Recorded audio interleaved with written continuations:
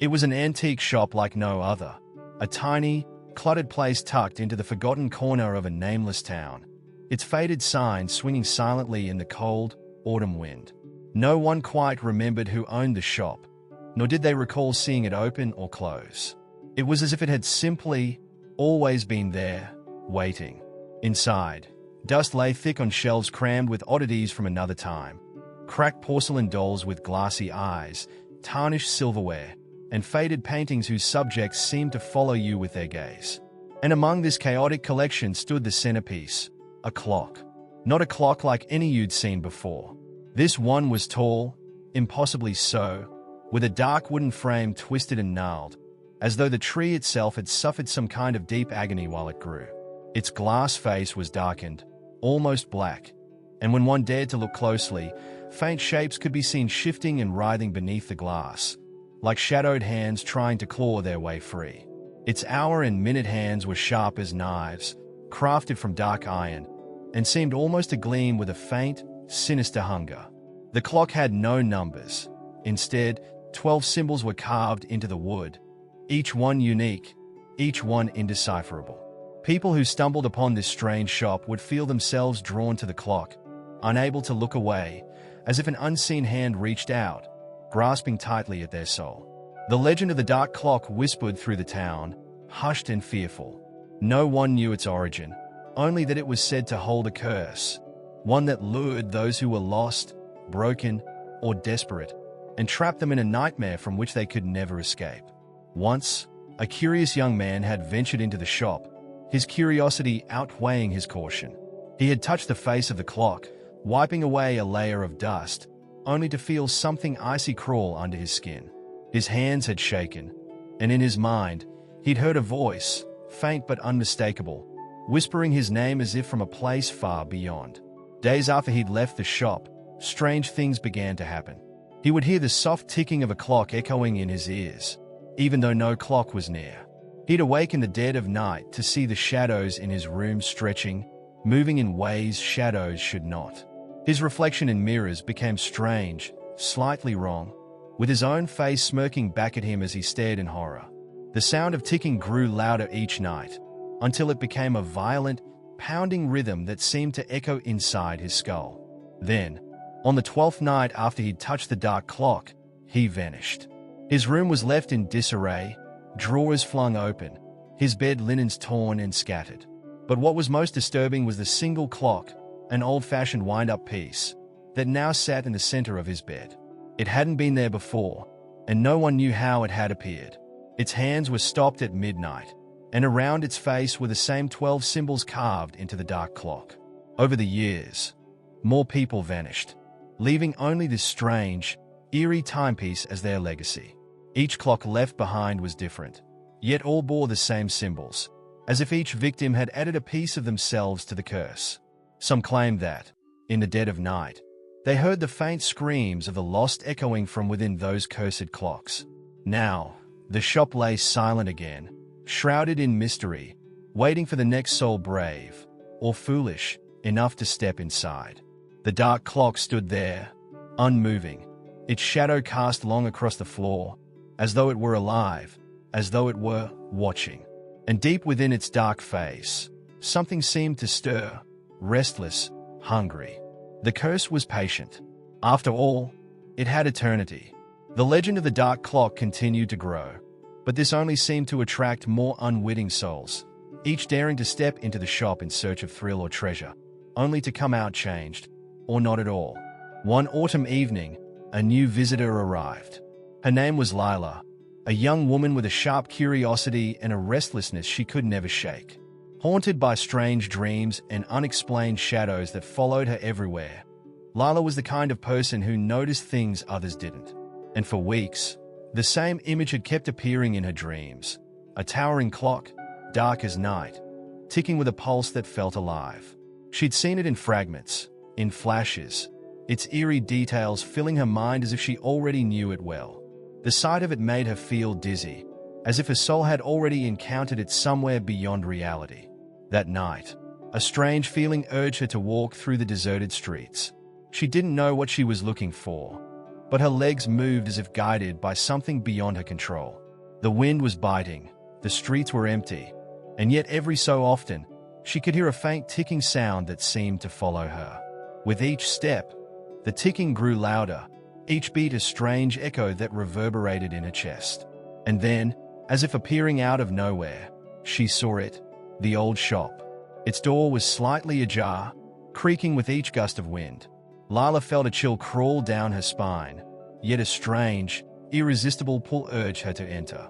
She hesitated for only a moment before stepping inside, her senses heightened by an inexplicable blend of dread and fascination. The interior was colder than the air outside, the shadows thick and dense, hugging every corner as if they were alive. Lila's gaze immediately went to the dark clock. It stood tall, more imposing than she could have imagined. Its darkwood twisted and ancient, pulsing with an energy that made her skin prickle. The ticking was louder now, each beat slow and deliberate, like a heartbeat, like it was waiting for her. With a trembling hand, she reached out, drawn to the strange symbols carved around the clock face.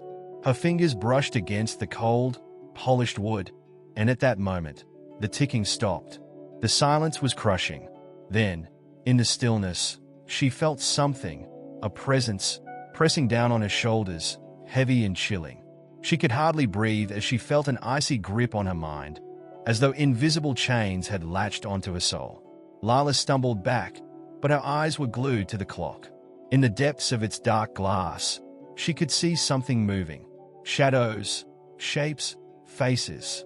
They pressed against the glass, mouths open in silent screams, their eyes wide and desperate. Her breath caught as she recognized one of the faces. It was her own, staring back, wide-eyed and trapped. Before she could scream, the clock began to chime. The sound was deep, booming, filling every corner with the shop, shaking the walls, rattling the shelves. The air grew thick, and she felt herself sinking, as if the very floor beneath her feet had become quicksand. In her panic, Lila tried to pull herself free, but her legs felt leaden. She looked down and saw shadows climbing up her body, clinging to her like tendrils, pulling her toward the clock.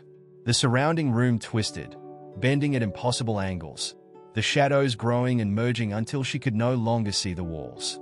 She was alone, standing in darkness, with only the dark clock before her. Its hands began to move, ticking forward at an unnatural speed.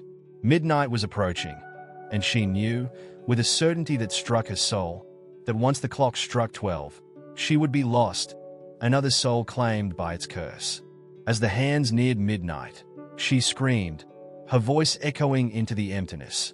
Her cries were swallowed by the darkness, but somewhere in the depths of her mind, she heard faint whispers, voices overlapping in a maddening cacophony.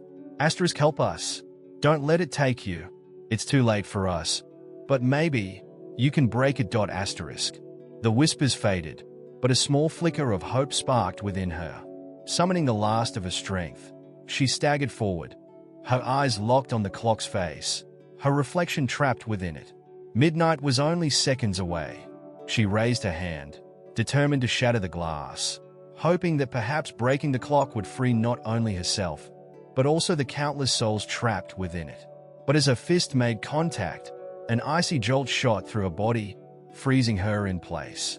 She could feel herself slipping, her very essence being drawn into the glass, into the shadows, into the eternal, dark void. And then, darkness. Lila's consciousness flickered, torn between the reality she was leaving behind and the suffocating shadows swallowing her whole. She could feel herself merging into the darkness, her thoughts stretching thin, drifting further from her body.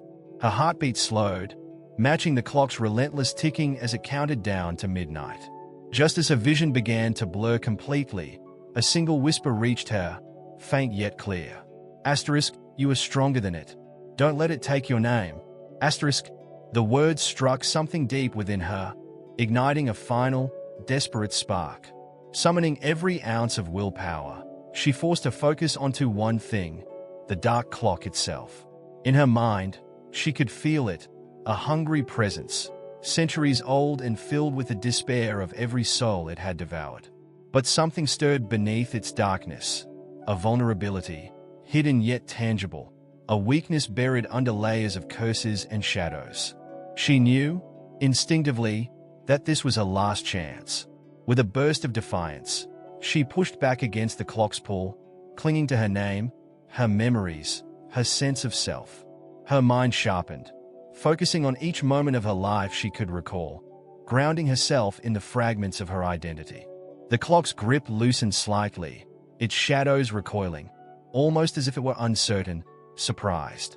Suddenly, she felt something in her hand, a cold, heavy object. Looking down, she saw an old iron key, worn and ancient, its surface etched with the same strange symbols that adorned the clock. She knew, without understanding how, that this key was the only way to end the curse. Gathering every last fragment of her strength, she turned to the dark clock, which now seemed to waver, its dark face trembling as if sensing its own doom. She raised the key, feeling an intense surge of both fear and power, and drove it straight into the center of the clock's face. A horrific, guttural scream filled the air, a sound that came from both the clock and the countless souls trapped within. Shadows exploded outward, swirling in a frenzy, breaking into fractured fragments of light and dark, twisting and writhing as if being torn from their prison. The clock's glass face shattered, sending shards of darkness scattering like ash. For a brief, blinding moment, Lila felt as though she were floating, her mind untethered, suspended in the quiet between worlds. Then, as suddenly as it had begun, the silence returned. The shop was empty, and Lila found herself lying on the cold floor, breathless but alive. The clock stood before her, its face now cracked and empty, its cursed hands lying still at the bottom. The strange symbols had faded from its wood, leaving only a hollow, lifeless frame. Lila's head spun, her body aching, but as she pushed herself up, she felt a strange calm settle over her. She was free, and somehow, she knew that the souls trapped within the dark clock had also been released. In the silence, she could almost feel their gratitude, a lightness that swept through the room before fading completely. Exhausted, Lila turned and staggered toward the door, leaving the remnants of the cursed clock behind her. She would never know how many lives had been lost to that dark relic, or what had given her the strength to break its hold. But as she stepped out into the night, she understood that some part of the curse had been broken, and the darkness would no longer haunt her.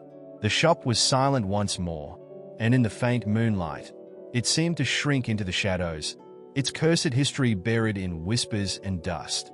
The dark clock, lifeless and shattered, stood as a silent reminder of the darkness that lingered in forgotten corners of the world, waiting for the next unfortunate soul.